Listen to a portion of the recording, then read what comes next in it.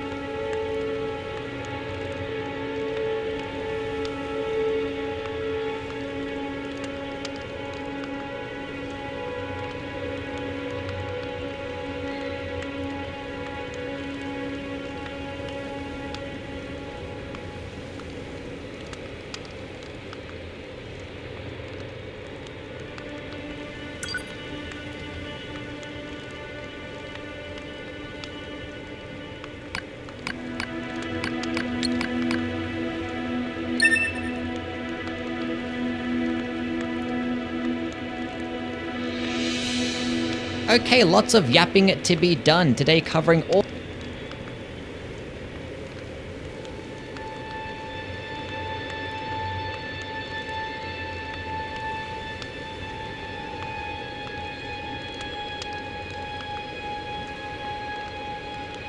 End up hitting the target, which might be a bit frustrating, but it still is an otherwise amazing option for the Colossal Swords. Might not be as good as things like Lion's Claw and whatnot, but the projectile can make it very easy to use.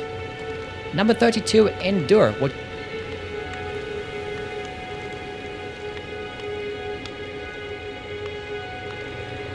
paired alongside the Arrow Reach Talisman for it to go even further. It works with the Smithing Talisman too to make it do more damage. And it only, I think, the damage charge it that would otherwise just that actually does him is actually is at once because you're gonna have the phantom. This skill is actually Stomp in that it is like a cold-based AoE, and cold-based skills do scale off both dexterity and intelligence. Now with an intelligence-based build, I wouldn't really care for it much because with your sorceries, you already have access to like AoEs and frost-based skills, but with a dexterity build, it can actually be very good because you don't really have access to both of these things. So with Divine Beast Frost Stomp, with how easy it is to use, the fact that it can be fully charged, it's good frost build-up, when paired alongside the stomping-based buffs, can actually output some nice amounts of damage, and I think best of all yet, you can pair it with basically every single weapon type in the entire game. It's probably not going to be like the best option if you have the ability to use things like Ice Spear. That just might be the better frost-based skill, and there are probably other different skills in the game that can just output more damage, but just having a nice AoE option that's as easy to use as this one, you can't really go wrong. Number 28, Spinning. Nice AoE option that's as easy to use as this one, you can't really go wrong. Number 28, Spinning Slash. Now there are 3 different variants of this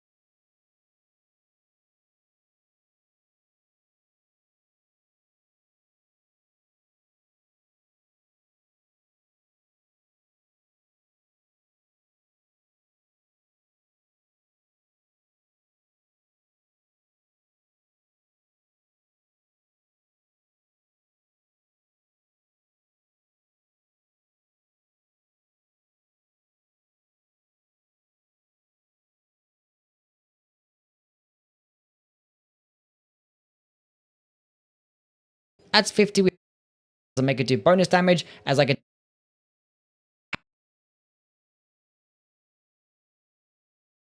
bit too slow. The stance damage really.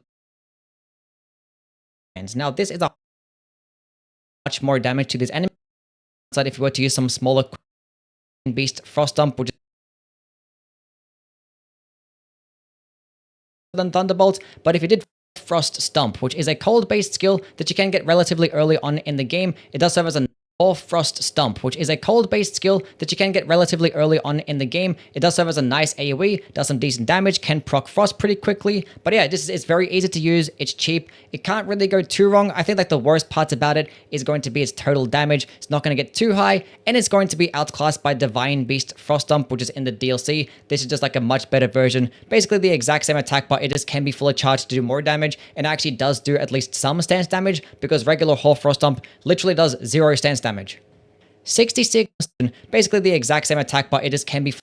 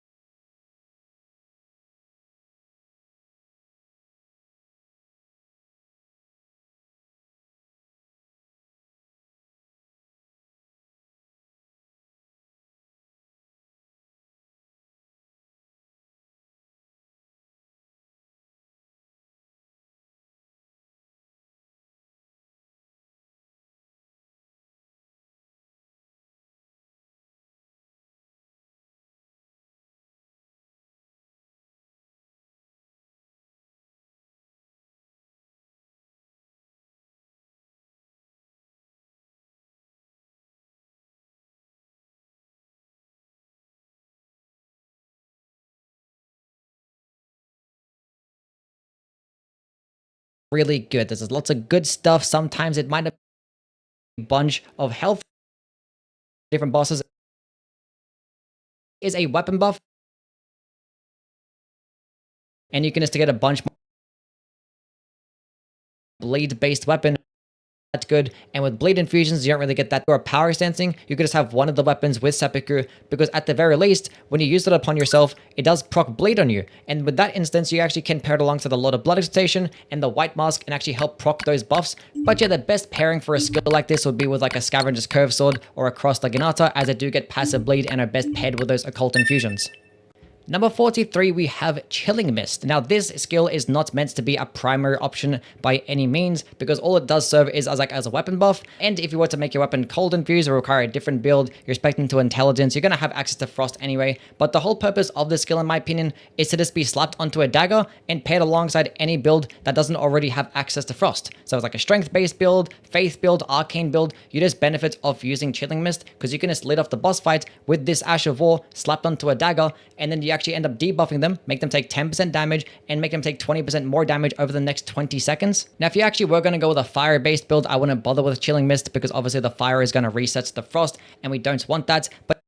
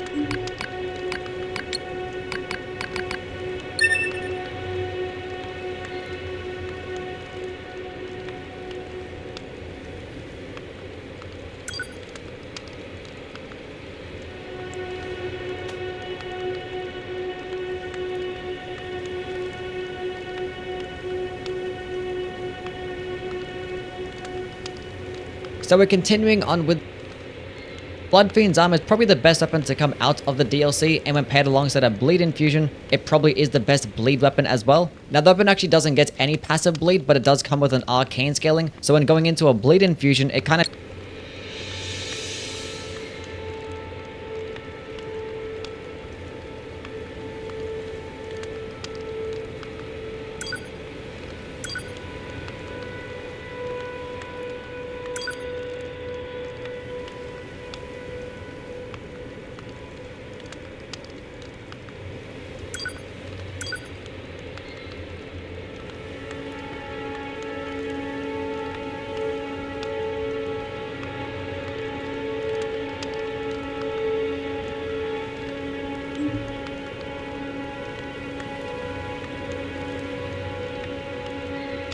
The Colossal weapons are obviously going to be really good guard countering options, as they cannot only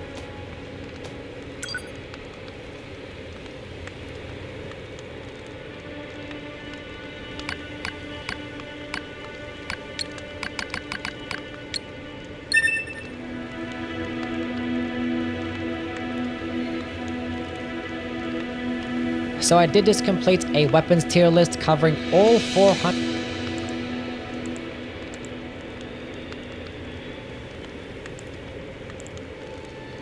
weapons in the game. Now yes, I did do this on stream, so I'm not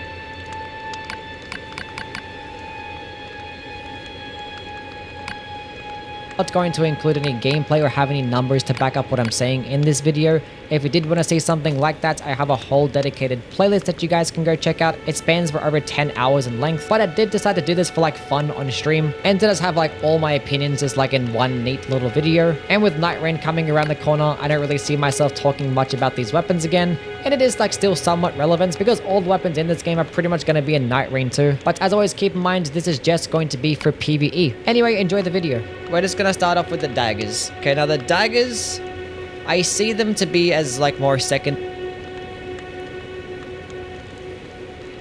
environments. Blood Fiend's Arm, broken tier. This is probably a top 3 weapon in the game. I'd say number 2, honestly. Definitely the best weapon to come out of the DLC, for many reasons. One is going to be its charged heavy attack. It gets the fastest charged heavy attack out of all the colossal weapons, and funnily enough, it gets like a faster charged heavy attack than like some great swords too. Like it's like that's how fast the charged heavy attack is. And not only is it faster, but it also gets the most stance damage. Like these things get like 45 stance damage on a charged heavy attack, which is like more than anything else in the game, and it does it the fastest. And specifically for the Blood Fiend's Arm, it gets this like bleed AoE aftershock wave effect that gets a bit more stance damage, so it could do like even more than that. It's just ridiculous. But what also makes it broken is that when you pair this thing alongside a bleed based build, that bleed shockwave effect that I talked about also can proc status effects. So you can use things like, so when you're with a bleed based build, you're getting like well over like 200 to 300 bleeds build up. And the fact that the weapon already comes with an arcane scaling, with a bleed based infusion, it doubles down into that arcane scaling, giving you so much bleed. And it performs really well with a faith based build too. Because with a faith infusion, going into the arcane stats, boosts not only the physical damage, but the fire damage, I believe. Actually, no, the faith stat works that way. My bad. Yeah, it's broken. It does like ridiculous damage with a faith build, arcane build, best charged heavy attack. It's probably the best charged heavy attack weapon, best faith weapon, best bleed weapon, and the best guard countering weapon. Which is another thing. The colossal weapons get really good guard counters too, because they're really good at blocking, and they're actually pretty quick for how fast they are. The Great Club. Now the Great Club, if it could be infused, it'd pretty much be the Blood Fiend's Arm, because it gets the exact same heavy attack. And the heavy attack, as I mentioned, this video will cover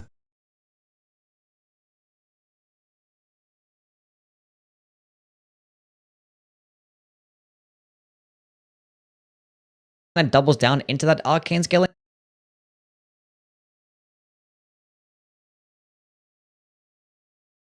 Tweeter's getting like monstrous amounts of bleed build up. Bleed infusion, it kind of doubles gets any passive bleed, but it does come with an arcane scaling. So when going into a bleed infusion, it kind of doubles down specking into the arcane stat, because most of the time when you're going with a bleed infusion, you don't really get that good of an arcane scaling, but with this weapon you do. And on top of that, it just gets the best charged heavy attack in the game, as it does share the exact same animation as the Greats Club, which is the fastest charged heavy attack out of all the colossal weapons and colossal swords by far. And the Blood Fiend's arm also gets a unique AoE explosion upon the heavy attack that hits like arcane stat. Tweeters with an arcane scale is the best thing, so it's a bleed into a bleed. You don't really get in the game. Colossal weapons and colossal swords by far. And the Blood Fiend's arm also gets a unique AoE explosion upon the heavy attack that hits like multiple times, and this actually does scale with the bleed and just do more stance damage. So you're going to be doing roughly like 48 stance damage per hit, which is by far the most in the game in terms of a charged heavy attack, but you can also be doing like upwards of 300 bleed build up too, which is just ridiculous. So the optimal way to build around it is going to be with a charged heavy attack build, and also with guard countering, because this also gets the highest poise damage when guard countering, and being that it's a colossal weapon, it's actually going to be pretty decent at blocking as well. So obviously we're going to have the axe talisman and the two-handed talisman for just more damage, more charge attack damage, the blade of mercy because we are going to be stance breaking a lot, and obviously things like Lord of Blood exaltation and the white's mask for just more damage when you do proc bleed on a nearby enemy. And we are going to have the weapon infused with Crag Blade too, which is just 15% more damage and just 10% even more stance damage on top of that, and it lasts a minute. And obviously for our crystal tier slots, we're going to go with the deflecting tier and the spikes tier, which the spikes tier is 15% more damage to our charged heavy attacks, and the deflecting tier gives us the ability to just not take much stamina damage or any damage at all to our charged heavy attacks, and the deflecting tier gives us the ability to just not take much stamina damage or any damage at all when blocking at the correct time, and it just buffs our guard counters by up to 80% more damage and 50% more stance damage. So if you're going to be fighting bosses where they don't really give you an opening for a charged heavy attack, more likely than not, they're going to be very easily countered by this deflecting build. And being that we are spec'd into some arcane, we're obviously going to have the Dragon Communion Seal, and I'm just going to be using Dragon Ice as like our main projectile option, and I do have Fire Serpent as like a really quick projectile option that's pretty cheap, and obviously Gold of our Ash War slapped onto a dagger, and Flame Grant Me Strength too. The Mariah's Executioner Sword can be an absolute high damaging machine with its weapon skill,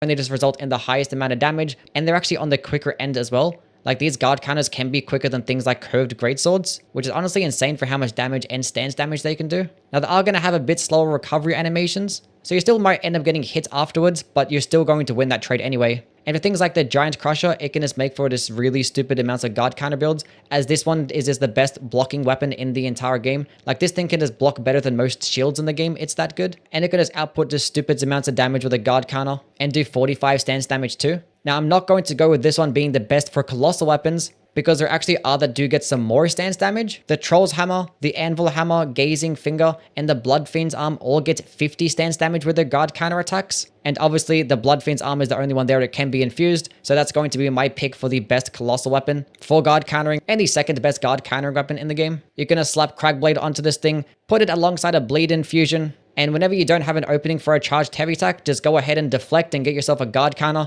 and do over 60 stance damage with that Crag Blade and that deflect tier active. Yeah, this weapon is just one of the best in the entire game for a lot of different reasons, and its guard counter potential is just one of them.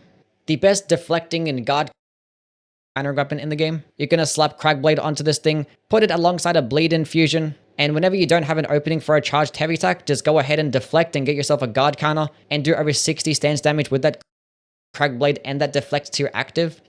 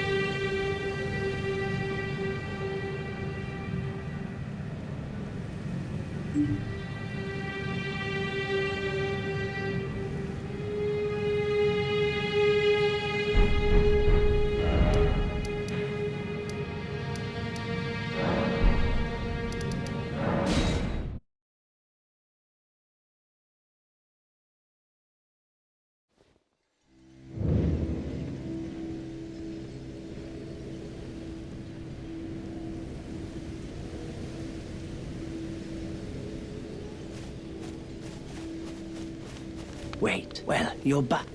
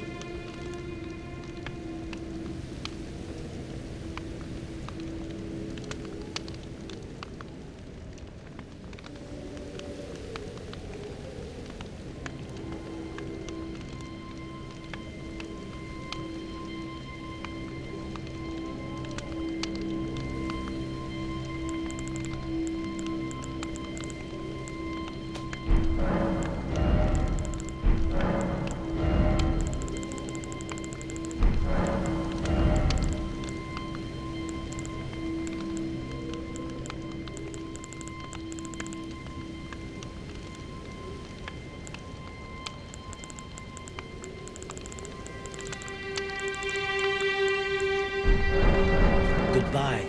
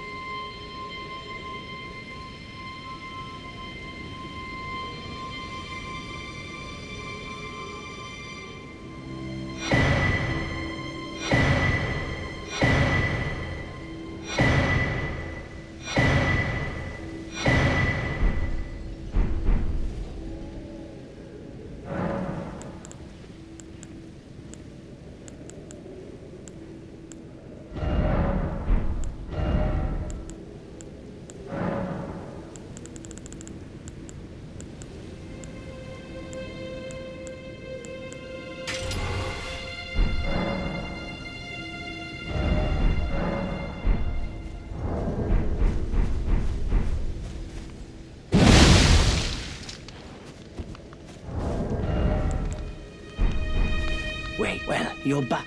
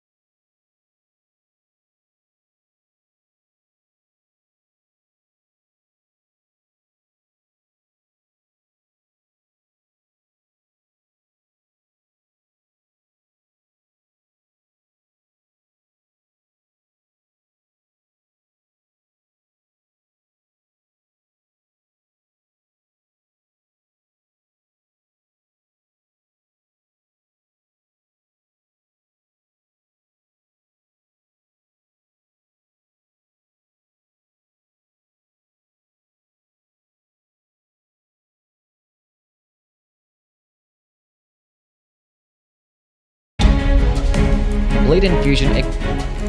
Bloodfiend's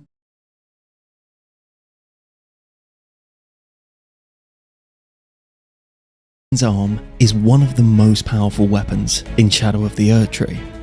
So in this week's search for the best weapon in Elden Ring,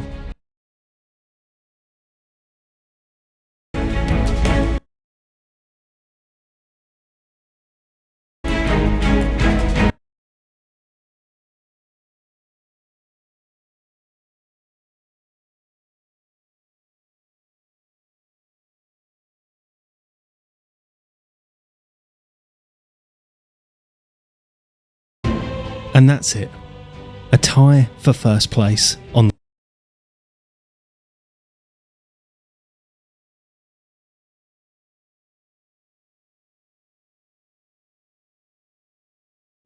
This is a colossal weapon.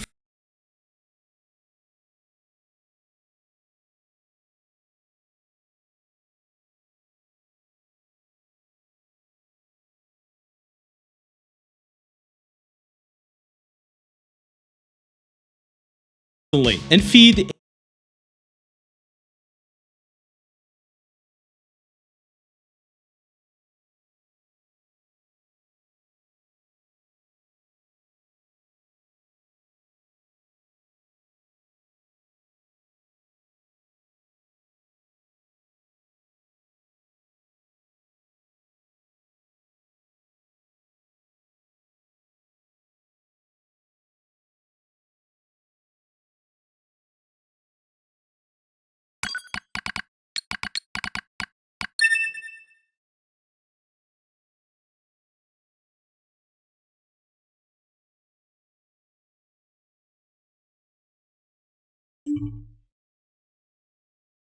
Hey guys, this is it. Now let's enjoy the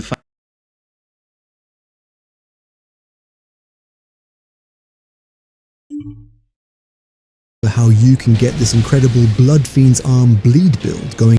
Fiend Arm is a go for the occult affinity, or if you want very high physical damage plus blood loss buildup, go activate, or if you want very high physical damage and stats, or an alternative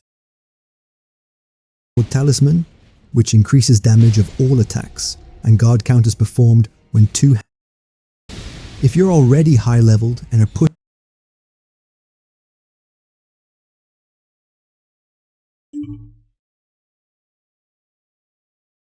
It kind of doubles down into that.